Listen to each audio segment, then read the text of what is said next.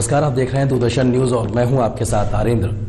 सबका साथ सबका विकास इस नारे, इस वायदे के साथ में अब से 2 साल पहले केंद्र में प्रधानमंत्री नरेंद्र मोदी के नेतृत्व में एनडीए की सरकार बनी। अब जबकि 2 साल का वक्त बीत गया है, इस मौके पर दूरदर्शन न्यूज मोदी सरकार के बीते 2 साल के कामों के लिहाज से तमाम मंत्रालयों में क्या कुछ काम हुआ है, क्या योजनाएं बनी हैं, कैसे जमीन पर लागू हुई हैं और आने वाले समय के लिए किस प्रकार का रोड मैप है, जानने समझने की कोशिश कर रहा है। इस कड़ी में आज हम बात कर रहे हैं केंद्रीय स्वास्थ्य और परिवार कल्याण मंत्रालय की, और इस महकमे की खुद जिम्मेदारी संभाल रहे जेपी नड्डा जी हमारे साथ हैं। सर, बहुत स्वागत है दूरदर्शन न्यूज पे। नमस्कार। सबका साथ सबका विकास सबका स्वास्थ्य, 2 साल में कहां तक पहुंची ये बात सर? हम लोगों ने स्वास्थ्य विभाग की तरफ से इस बात की चिंता की कि पब्लिक हेल्थ और पब्लिक हेल्थ के साथ साथ tertiary health care, secondary health care और प्राइमरी हेल्थ केयर सब पर बराबर का जोर पड़ना चाहिए, बराबर की कोशिश करनी चाहिए और बराबर तरीके से एड्रेस करना चाहिए। अगर हम पब्लिक हेल्थ की बात करें तो हम जानते हैं कि हमारे यहाँ रूटीन इम्यूनाइजेशन का कार्यक्रम चल रहा था और ये रूटीन इम्यूनाइजेशन के प्रोग्राम में हर साल इम्यूनाइजेशन का टारगेट सिर्फ 1% बढ़ता था। तो लगभग इस देश में जहाँ 2 करोड़ बच्चे न्यूबॉर्न बेबीज़ होते हैं, उसमें लगभग 90 लाख बच्चे ऐसे होते थे जो पार्शली इम्यूनाइज्ड या टोटली अनइम्यूनाइज्ड। 20 लाख बच्चे ऐसे थे जो टोटली अनइम्यूनाइज्ड रहते थे, जिनका वैक्सीनेशन नहीं होता था, और 70 लाख बच्चे ऐसे होते थे जिनका पार्शली इम्यूनाइज्ड होता था। कुछ टीके लगे हैं, कुछ नहीं लगे हैं, 7 तरीके के टीकाकरण होते हैं। तो हम लोगों ने मिशन इंद्रधनुष के तहत एक मिशन लिया और इस मिशन के अभी तक हम 3 फेज में पहुंचे। 3 फेज में लगभग 672 डिस्ट्रिक्ट्स में से 497 डिस्ट्रिक्ट्स हमने कवर किए। These districts were the most vulnerable districts, जहां पर हमारी वैक्सीनेशन ठीक नहीं हुई थी। और ये 497 डिस्ट्रिक्ट्स में हम लोगों ने वैक्सीनेशन को, इम्यूनाइजेशन के प्रोग्राम को एग्जॉस्टिवली, जो लेफ्ट आउट्स थे, जो छूट गए थे, उन पर प्रयास किया। आपको जानकर के खुशी होगी कि 2 साल के अंदर लगभग 45 लाख बच्चे टोटली हम लोगों ने इम्यूनाइज कर लिए और उसी तरीके से लगभग हमने 1,62,00,000 बच्चों को पार्शली इम्यूनाइज किया।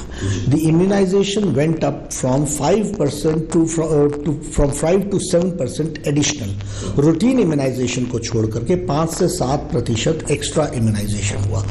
अब ये वर्ल्ड का लार्जेस्ट पब्लिक हेल्थ प्रोग्राम है और अगर हम लोग इस तरीके से 1,62,00,000 बच्चों को इम्यूनाइजेशन के कवरेज में ले आए और 45 लाख बच्चों को हम टोटली इम्यूनाइज कर दें, तो एक बहुत बड़ा प्रिवेंटेबल डिजीज से हम जिस बीमारी से हम बच्चे का जीवन बचा सकते हैं, उनको हम बचाने में सफल हुए हैं। मिशन इंद्रधनुष की आप सर बात कर रहे हैं, इसमें कोई दो राय नहीं कि आप कह रहे हैं कि विश्व के सबसे बड़े कार्यक्रमों में से एक है, लेकिन चिंता की बात यह आती है कि कंसिस्टेंसी के साथ में इसको पैसे की उपलब्धता, राज्यों का सहयोग, इसके साथ साथ क्योंकि अगर हम पब्लिक एक्सपेंडिचर के लिहाज से देखें तो भारत सरकार के द्वारा हेल्थ के क्षेत्र में किया जाने वाला पब्लिक एक्सपेंडिचर जो वो काफी कम है दुनिया के तमाम मुल्कों के मुकाबले। तो ये चिंता अभी भी बनी हुई है कि स्वास्थ्य के क्षेत्र में बहुत ज्यादा खर्चे करने की जरूरत है। उस दिशा में कुछ बड़े कदम बीते 2 साल में और आने वाले समय में। जहां तक बजट का सवाल है, मैंने कभी भी ये महसूस नहीं किया और मैं बजट के बारे में बुनियादी तौर पर इसको गलत मानता हूं। आप बजट, हमारा पहले एक्सपेंडिचर कहाँ होता था? 10%, 15% वापस आता था। It is for the first time that in 2015 96% of the budget has been spent. It is for the first time in 2015 where the budget estimates से real estimate खर्च हुआ, real expenditure was more for the first time। तो ये आपके एक achievement के दृष्टि से बिल्कुल, और बजट की दृष्टि से कभी भी केंद्र सरकार में कोई भी कमी नहीं रही है। स्टेट्स को कैपेसिटी बिल्ड करनी है ताकि वो उस बजट को खर्च करें। स्टेट की कैपेसिटी के लिए हम लोगों ने जो प्रयास किया वो ये किया कि बार बार वीडियो कॉन्फ्रेंसिंग के तहत, बार बार मॉनिटरिंग के साथ हमने उनको बताने की कोशिश की कि भाई ये पैसा गया है, इसका यूटिलाइजेशन सर्टिफिकेट नहीं आ रहा है, एडिशनल बजट इसलिए आपको नहीं मिल रहा है, इसको आप लेने की कृपया कोशिश करिए और यूटिलाइजेशन सर्टिफिकेट भेजिए। इसलिए मैं इसको बिल्कुल निराधार मानता हूँ कि बजट की कभी कमी रही है, बजट की कभी कमी नहीं रही है। मिशन इंद्रधनुष के तहत हम आपको बताना चाहते हैं कि हमने तो 4 नए किस्म के इंजेक्टेबल्स इंट्रोड्यूस कर दिए, रोटा वायरस इंट्रोड्यूस कर दिया।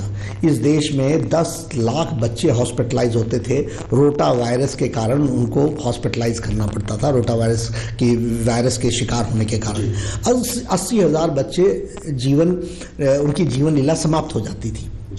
आज हमने रोटा वायरस इंट्रोड्यूस कर दिया है, 10 लाख बच्चों को हॉस्पिटल जाने से रोक रहे हैं, 80,000 बच्चों को उनकी जीवन बचे, इसके लिए हम प्रयासरत कर रहे हैं। कहाँ पैसे की कमी है? जेई एडल्ट्स हमने इंट्रोड्यूस कर दिया, आईपीवी हमने इंट्रोड्यूस कर दिया, बायोवेलेंट से ट्राइवेलेंट हमने इंट्रोड्यूस कर दिया, मीजल्स रूबेला हमने इंट्रोड्यूस कर दिया। तो ये हमारे पास पैसे हैं तभी हम ये इंजेक्शंस दे रहे हैं और हम करोड़ों में दे रहे हैं। बहुत सक्षम तरीके से हमने कुपोषण को रोकने का प्रयास किया है। और उसमें ये जो हमारे मैल नरिश्ड बच्चे होते हैं उसको हमने एक अच्छा स्वस्थ बच्चा बनाने के लिए डीवर्मिंग डे हमने शुरू किया। और एक सिर्फ दवा देने से जो बच्चा पेट में कीड़े होने के कारण उसकी सारी कैपेसिटी घट जाती है, कमज़ोर हो जाता है, कुपोषित हो जाता है, उसको हम वापस एक हेल्दी बच्चा बनाने के लिए प्रयासरत हैं। पिछले साल 9 करोड़ बच्चों को डीवर्मिंग डे के दिन गोली दी गई। इस साल 20 करोड़ बच्चों ने ये दवाई ली 1 से 19 साल उम्र की। तो आप समझ सकते हैं कि हेल्दी लाइफ बच्चे को मिले और उसका क्वालिटेटिव इम्प्रूवमेंट हो, वो स्कूल जाए, वो पढ़ने में अच्छा परफॉर्म कर सके, वो खेलने के लिए उत्सुक हो, ये स्थिति बनाने के लिए हम लोगों ने इसको भी बुनियादी ढांचे के विकास को लेकर भी शायद बहुत कुछ काम करने की जरूरत है। बीते 2 सालों में भी आपने किया है। डॉक्टर पेशेंट के रेशियो के लिहाज से बात की जाए, पेशेंट का पर बेड के रेशियो के लिहाज से बात की जाए, मैं आंकड़ों में नहीं जाऊंगा, आपको खुद से बेहतर पता है, लेकिन स्थिति चिंताजनक अभी भी बनी हुई। उस दिशा में किस प्रकार से काम कर रहे हैं? हालांकि स्वास्थ्य की अगर हम बात करें तो वो राज्य सरकार का एक महती तौर पर विषय, वहां पे कोऑर्डिनेशन की शायद ज्यादा जरूरत है। नहीं, मैं फिर ये कहूंगा इसमें बहुत लेवल्स पर वर्क करने की जरूरत है और यही हम कर रहे हैं। जब हमारी प्राइमरी हेल्थ केयर ठीक नहीं होता है तो व्यक्ति सेकेंडरी हेल्थ केयर पर आता है। जब हमारी सेकेंडरी हेल्थ केयर की स्थिति ठीक नहीं होती है तो टर्शरी हेल्थ केयर पे आता है। इसका एक जीता जागता उदाहरण देखना हो तो पटना से, बिहार से या उत्तर प्रदेश से या किसी और स्टेट से सीधा patient all India institute of medical sciences तक पहुंचता है। तो क्यों होता है? क्योंकि जो बाकी इंस्टीट्यूशंस हैं उसमें जितनी भी चीज़ों को एड्रेस करने की ज़रूरत है वह एड्रेस करने की व्यवस्था की कमी रही है। हम क्या कर रहे हैं? हम हर स्टेट में all India institute of medical sciences खोलने का प्रयास कर रहे हैं, यानी टर्शरी हेल्थ केयर वहीं इंट्रोड्यूस हो। हम क्या कर रहे हैं? जिला अस्पतालों को स्ट्रेंथन कर रहे हैं। जिला अस्पतालों को स्ट्रेंथन करने के लिए 70 डिस्ट्रिक्ट हॉस्पिटल्स को हम अपग्रेड कर रहे हैं मेडिकल कॉलेज की तरह, और उसमें लगभग 190 करोड़ रुपए खर्च करके हम उनको डिस्ट्रिक्ट हॉस्पिटल्स बना रहे हैं। इसी तरीके से हम क्या कर रहे हैं कि फ्री ड्रग्स एंड डायग्नोस्टिक्स की पूरी सुविधा दे रहे हैं टिल डिस्ट्रिक्ट लेवल। स्टेट्स को पूरा का पूरा पैसा केंद्र सरकार दे रही है फॉर ड्रग्स एंड डायग्नोस्टिक्स। इतना ही नहीं, अब तो हम लोगों ने इस बार माननीय प्रधानमंत्री जी ने जिला स्तर तक डायलिसिस सेंटर खोलने की व्यवस्था के लिए भी आर्थिक प्रावधान किया है। बजट में आप लोगों ने इसका प्रोविजन किया। अब स्टेट्स को इसको फॉलो करना है। इसलिए जहां तक ये आप जो डॉक्टर और पेशेंट रेशियो की बात करते हैं, इसके मल्टी एस्पेक्ट्स हैं जिसको एड्रेस करने की जरूरत है। जब आपका जिला अस्पताल ठीक फंक्शन करेगा तो स्टेट हॉस्पिटल पे पेशेंट्स कम आएंगे। जब आपका नीचे का सीएचसी ठीक फंक्शन करेगा तो डिस्ट्रिक्ट हॉस्पिटल्स पर कम पेशेंट आएंगे। लेकिन सर वो कर कैसे पाएगा? समस्या यहीं पे आ जाती है। समस्या करने में स्टेट एडमिनिस्ट्रेशन को, मैं स्टेट का मंत्री भी रहा हूं हेल्थ का, हमारे समय में हम लोगों ने इसको रीजन किया था कि why a patient is being sent from CHC to district hospital, from district hospital to state hospital, there should be a reason for it.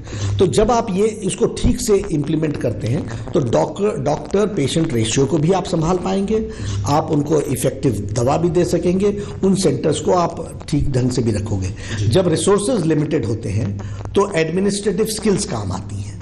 जब एडमिनिस्ट्रेटिव स्किल्स की दृष्टि से अगर आपके पास डॉक्टर्स की कमी है तो उनको रैशनलाइज करके सही स्थान पर लगाना ये आवश्यक है। ठीक है, बिल्कुल। जेपी नड्डा साहब से ये बातचीत जारी रहेगी और समझने की कोशिश करेंगे कि आखिर देश की सेहत को सुधारने के लिए और कौन से बड़े काम किए गए हैं और आने वाले समय में किस प्रकार की बड़ी और कार्य योजनाएं हम देख सकते हैं। फिलहाल एक छोटे से ब्रेक के लिए रुकते हैं, लेकिन ब्रेक उस बार ये चर्चा जारी रहेगी।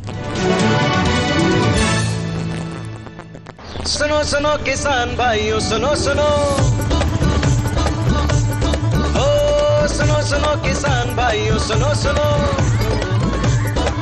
सुनो सुनो किसान भाइयों, ध्यान लगाकर बात सुनो। नीम कोटेड यूरिया आया, खेती में नई क्रांति लाया। इससे यूरिया की क्षमता और बढ़े, नाइट्रोजन जमीन को बेहतर मिले, नीम के गुणों से कीटाणु मरे, पानी को दूषित ना करे। तो भाइयों, नीम कोटेड यूरिया से हो मेहनत सफल, बेहतर हो खेत, पानी और फसल। कृषि और किसान कल्याण मंत्रालय द्वारा किसान हित में जारी। और इस छोटे से ब्रेक के बाद आप सभी का स्वागत है। आज हम बात कर रहे हैं इस विशेष चर्चा में जेपी नड्डा साहब के साथ, जो कि केंद्रीय स्वास्थ्य और परिवार कल्याण मंत्री हैं। सर, अभी हम जब बात कर रहे थे तो आपने दवाओं का भी जिक्र किया। जेनरिक दवाओं की उपलब्धता, आमो खास तक हो, ऐसी दवाएं जो हम नहीं बना पाते हैं, देश के नाते हम उनको इंपोर्ट करते हैं, ऐसे मेडिकल उपकरण जिनको हम इंपोर्ट करते हैं, सस्ते तरीके से लोगों तक सुलभ हो सके। इस दिशा में क्या कुछ बड़ी पहल अभी तक आप लोगों ने की है और क्या कुछ सोच आगे के लिए? देखिए, बड़ी पहल के कारण ही आज इंडिया, भारत फार्मास्यूटिकल के क्षेत्र में एक वर्ल्ड पावर की दृष्टि से आगे बढ़ा है। एक बहुत बड़ा फार्मास्यूटिकल इसको दुनिया में, यही नहीं दुनिया में इसको सराहा गया है और वेस्टर्न वर्ल्ड भी भारत की दवाओं का एक लोहा मानती है और उसको उसने एक काफ़ी अच्छा स्थान ग्रहण किया है। यह पॉसिबल हो सका है क्योंकि हमारे तरफ से उनको सुगम और उनको सहूलियतें प्रदान करने में पॉलिसी मैटर्स में, और हमारे प्रधानमंत्री जी ने मेक इन इंडिया पर जो स्ट्रेस दिया, जो जोर दिया, उसके कारण से उनको वो सहूलियतें मिली हैं। अभी ये अफ्रीकन देश एड्स की दृष्टि से, ट्यूबरक्लोसिस की दृष्टि से इनको जो दवाएं हैं वो सारी की सारी इंडियन फार्मास्यूटिकल्स की जा रही हैं और ये दवाएं सस्ती हैं, जो अपने देश में भी सस्ती हैं और उनको भी सस्ती पड़ रही है, इसलिए वो ले रहे हैं और वो क्वालिटी मेडिसिन है। तो इसके इनिशिएटिव के लिए हमारे प्रधानमंत्री जी ने पॉलिसी मैटर्स में बहुत इंटरवेंशंस किए, जिसके कारण से दवाएं सस्ती और दवाएं उपलब्धता हो सकी है देश के अंदर भी और बाहर भी। और जो बाहर से जो ऐसी दवाएं हैं या ऐसी इक्विपमेंट्स हैं जो हमारे यहाँ नहीं बन पा रहे हैं, जिसको हम इंपोर्ट कर रहे हैं, उसमें हम पॉलिसी इनिशिएटिव्स ले रहे हैं, मेजर पॉलिसी इनिशिएटिव्स ले रहे हैं, ताकि उनको हम रिड्यूस कर सकें, उनको हम उसके रेंज में ला सकें। और इसीलिए आपने देखा होगा कि कैंसर की दवाएं अमृत के तहत, affordable medicine reliable implants treatment, ये अमृत के प्रोग्राम के तहत कैंसर की दवाएं 90% कम हुई हैं, 90% दे हैव बीन रिड्यूस्ड। जहाँ तक स्टेंट्स का सवाल है और रिलायबल इम्प्लांट्स का सवाल है, यह भी 30 से 60% इनकी भी उसमें कमी आई है। तो हमारा प्रयास है कि हम पॉलिसी इनिशिएटिव्स, और प्रधानमंत्री जी का विशेष आग्रह है कि देश के अंदर सस्ती मेडिसिन की दृष्टि से और इम्प्लांट्स की दृष्टि से जो भी पॉलिसी मैटर्स हैं उसमें उनका इनिशिएटिव है। सर, अगर हम इंडिया को बाहर के पर्सपेक्टिव से देखें, मिलेनियम डेवलपमेंट गोल्स को लेके हमको जिन टारगेट्स को अचीव करना है, उसको लेके हमारे सोशल जो इंडिकेटर्स हैं उस पर कई बार चर्चा चलती रहती है, देश में विदेश में भी। क्या आपको लगता है कि जो टारगेट्स हमने तय किए हैं, जिस रफ्तार से हम आगे बढ़ पा रहे हैं, क्या वो व्यवहारिक सोच है कि हम वहां तक उस समय तक उन सब चीज़ों को तय कर पाएंगे, या अभी हमें टारगेट को रीटारगेट करके नया समय देना पड़ेगा? नहीं, कोई रीटारगेट करने की जरूरत नहीं है। मैं आपके माध्यम से भारत की जनता को खुशखबरी देना चाहता हूँ कि MDG, मिलेनियम डेवलपमेंट गोल्स के हम बहुत नज़दीक रहे हैं और हम लोगों ने बहुत ही विषम परिस्थितियों में इन टारगेट्स को हम अचीव करने में उनके बहुत नज़दीक रहे हैं। और अब हम सस्टेनेबल डेवलपमेंट गोल्स में भी बहुत कंफर्टेबली हम स्ट्रेटेजिकली आगे बढ़ रहे हैं। अगर हम MDGs की बात करें, आपको जान करके खुशी होगी कि जो वर्ल्ड का IMR, MMR, TFR ये जो रिड्यूस हो रहा है, उससे हमारी गति फास्टर है। We are from the world standards of national indicators coming down. हमारा इंडिकेशन उनसे फास्टर है। We are going faster than them. I will give you just an example. अगर हम मैटरनल मॉर्टेलिटी रेशियो की बात करें, एमएमआर की बात करें, जो किसी समय में 560 था, वो रिड्यूस होकर के 167 पर आ गया है। We are very close to the international standards. पर अगर 560 से 167 का जो पेस है नीचे आने का, वो इंटरनेशनल डिक्लाइन से फास्टर है। उसी तरीके से अगर हम इन्फेंट मॉर्टेलिटी रेट की बात करें, तो वह जो किसी समय में 80 था, it has been reduced now to 40, and this I am talking about in 2014। अभी अगर हम 2016 की बात करेंगे तो ये इससे और नीचे आ चुका होगा, क्योंकि हमारे पास वैलिडेटेड फिगर नहीं है, इसलिए मैं आपके सामने वो वैलिडेटेड फिगर नहीं रख रहा हूं। लेकिन वैलिडेटेड फिगर 2013-14 का जो है वो 80 से रिड्यूस होकर के 40 आ गया है। उसी तरीके से अंडर 5 मॉर्टेलिटी रेट जो है वो 1990 में जो 126 था, वो 49 पर आ गया है।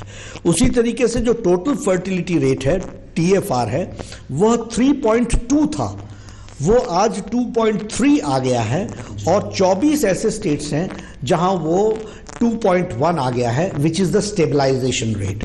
तो हम उसी तरीके से अगर हम ट्यूबरक्लोसिस की बात करें, तो tuberculosis is now on decline, it has been arrested, उसको अरेस्ट कर लिया गया है और अब वो डिक्लाइन की तरफ है। HIV पेशेंट्स भी जो वो इंक्रीज कर रहा था, it has been arrested and now it is on the decline trend. तो हम इंटरनेशनल स्टैंडर्ड्स की दृष्टि से अगर हम कहें तो जो मिलेनियम डेवलपमेंट गोल्स थे, उसमें हम लोगों ने बहुत अच्छा काम किया है, और we have been very close to millennium development goals and which will be translated in sustainable development goals. और NHM के माध्यम से हम लोगों ने mother and child and adolescent, इसकी विशेष चिंता की गई है। माता के गर्भवती होने से लेकर उसके सारे टीकाकरण होने के बाद माता बच्चे को जन्म देती है, तब से लेकर 2 साल तक लगने वाले उसको 7 टीके और अब 11 टीकों की व्यवस्था। उसके बाद जब बच्चा बढ़ता हुआ एडोलेसेंट होता है तो उसको आयरन एंड फॉलिक एसिड की दवा रेगुलरली खिलाते हुए एडोलेसेंट तक मजबूत बनाना, डीवॉर्मिंग के लिए दवा देना, इसकी संपूर्ण व्यवस्था इस प्रकार से की गई है कि IMR, MMR, TFR और इंस्टीट्यूशनल डिलीवरी, अगर माता को इंस्टीट्यूशनल डिलीवरी के लिए प्रेरित करना, उनको ले जाने के लिए ट्रांसपोर्ट की सुविधा देना, वापस उनको घर पहुंचाना, सर्जिकल इंटरवेंशन की जरूरत पड़ती है तो सर्जिकल इंटरवेंशन देना, और सर्जिकल इंटरवेंशन के बाद अगर मान लीजिए कहीं कोई कॉम्प्लिकेशन होती है तो वापस हॉस्पिटल में रख करके उसकी फैसिलिटी देना और वापस घर छोड़ना, और उसके साथ साथ उसकी आर्थिक चिंता करना, ये सब कुछ स्कीम के अंतर्गत हम लोगों ने दिया है, जिसके तहत इंस्टीट्यूशनल डिलीवरी बड़ी संख्या में बढ़ी है और हम इंटरनेशनल पेस से ज़्यादा फास्ट रिड्यूस कर रहे हैं। अगर सर ग्राउंड रियलिटी की बात की जाए तो हम ये देखते हैं, महसूस करते हैं कि खासतौर से ग्रामीण इलाकों में स्किल्ड लोगों की कमी है। स्किल डेवलपमेंट, स्किल अपग्रेडेशन को लेके बहुत कुछ करने की जरूरत है। आपको लगता है कि इस दिशा में क्या कुछ कोशिश की गई? क्योंकि अगर मेडिकल काउंसिल के लिहाज से बात की जाए, उसकी फंक्शनिंग को लेकर भी सवाल उठते रहे हैं। आपको लगता है कि इस सब पे बड़े स्तर पे बदलाव की जरूरत महसूस? देखिए, ये कंटिन्यूअस प्रोसेस है, इसके लिए हम लोगों को बहुत इनिशिएटिव्स लेकर के असर्टिव होने की जरूरत है। स्किल का डेवलपमेंट कंटिन्यूअस प्रोसेस है। हम आपके सामने सिर्फ 2 ही उदाहरण देंगे। एक तो मोबाइल एकेडमी, हमने मोबाइल एकेडमी के तहत अपने आशा वर्कर्स के पूरी की पूरी ट्रेनिंग, पूरे का पूरा उनका सर्टिफिकेशन, इसको हमने बढ़ाने का प्रयास किया है। इतना ही नहीं, ANM ऑनलाइन, ANMs को ऑनलाइन उनको जानकारियां देना, उनके स्किल डेवलपमेंट करना, इसके लिए प्रयासरत हैं। इतना ही नहीं, अभी हमने स्किल डेवलपमेंट मिनिस्ट्री के साथ वेरियस स्किल्स की दृष्टि से हम लोगों ने ट्रेनिंग को शुरू किया है, और स्किल की बड़ी आवश्यकता थी। मैं ये आपके साथ सहमत हूं कि लोग थे, लेकिन स्किल जो होना चाहिए था उस पर जितना ध्यान दिया जाना चाहिए था वो नहीं ध्यान दिया गया। आदरणीय प्रधानमंत्री जी ने इस पर विशेष करके ध्यान दिया गया, और उनके प्रधानमंत्री जी के ध्यान देने के कारण छोटी छोटी बातों के लिए भी उसको स्किल्ड बनाना, इस पर हम प्रयासरत हैं, और ये कंटिन्यूअस प्रोसेस है, इसको हम आगे बढ़ा रहे हैं। कई प्रकार के सब नए चेंजेस देखने को मिलते हैं। जैसे हम बात करें कि क्लाइमेट चेंज हो रहा है, नई प्रकार की समस्याएं, नई प्रकार की बीमारियां, कम्युनिकेबल डिसीजेज, इस तरह से चीजें पैदा हो रही हैं। बहुत ज़्यादा विजुअल रहने की जरूरत है, और एक स्तर पर नहीं बल्कि पूरे महकमे के तौर पे आपको लगता है कि इस स्तर पे किस प्रकार की सोच है, किस तरीके से एक पूरी चीजों को तय किया जा रहा है, कैसे एक मैकेनिज्म को बनाने की जरूरत है, इस सोच पे भी कुछ आगे बढ़ रहा है? इस सोच पर आगे नहीं बढ़े हैं। We have prove to be. Ebola आया, इबोला की दृष्टि से हम लोगों ने जिस तरीके से देश को बचाने का प्रयास किया और सारे हॉस्पिटल्स के साथ साथ ट्रेनिंग के साथ साथ जिस तरीके से हमने अपने एयरपोर्ट्स पर इसके लिए जो स्क्रीनिंग की व्यवस्था की गई। अभी जीका वायरस की चर्चा हुई। जीका वायरस की चर्चा होने पर गाइडलाइंस वर्ल्ड हेल्थ एसोसिएशन बना रहा था। हमारे यहाँ उस पर अलर्ट एडवाइजरी स्टेट्स को उसी समय चली गई, उससे पहले चली गई। हमारी गाइडलाइंस तैयार थी। हम वर्ल्ड हेल्थ ऑर्गेनाइजेशन की गाइडलाइंस का इंतजार कर रहे थे कि कहीं कोई ऐसी गाइडलाइन ना हो जो हमसे छूट जाए और वो हमको वर्ल्ड हेल्थ डिपार्टमेंट बाद में, वर्ल्ड हेल्थ ऑर्गेनाइजेशन बाद में बताए। तो WHO के गाइडलाइंस के लिए हम इंतजार करने के बाद हमने उसको गाइडलाइंस जारी किए, एडवाइजरी दी, ट्रेनिंग दी, ये भी हम किया। इतना ही नहीं, स्वाइन फ्लू और डेंगू दोनों के लिए और हम लोगों ने सीजनल दृष्टि से मलेरिया के लिए, इसके लिए एक कंप्लीट स्वास्थ्य विभाग की तरफ से केंद्र सरकार ने नीचे तक एक यूनिफॉर्म ट्रीटमेंट के दृष्टि से यूनिफॉर्म एक्सरसाइज डेवलप कर ली है। समय सर खत्म हो रहा है, लेकिन कुछ महत्वपूर्ण सवाल है जो मैं छोड़ना नहीं चाहता हूं। आपसे जानना चाहूंगा कि लाइफस्टाइल रिलेटेड बहुत सी प्रॉब्लम्स लगातार बढ़ती जा रही हैं, जंक फूड जैसी चीजें या इस प्रकार की चीजें, क्या इस बारे में भी कुछ सोच डेवलप हो रही है कि हम ऐसी कोई नीति बनाएं कि ये जो दिक्कत है हमारी सोसाइटी को लगातार घेरती जा रही है वो कम होने पाए? आपकी बात सही है। स्वास्थ्य महकमा इसके बारे में बहुत गंभीरता से सोच रहा है। कम्युनिकेबल डिजीजेस पर हम लोगों ने काबू पाया है, नॉन कम्युनिकेबल डिजीजेस बढ़ी हैं और वह लाइफस्टाइल के कारण बढ़ी हैं, जीवन शैली के कारण बढ़ी है। हम एक मैसिव कैंपेन लेने का प्रयास कर रहे हैं ताकि हम प्रिवेंटिव पार्ट को पर जोर दे सके और लाइफस्टाइल डिजीजेस की दृष्टि से हम लोगों का जन जागरण, सेंसिटाइजेशन, उनके प्रोग्राम को आगे बढ़ाएं।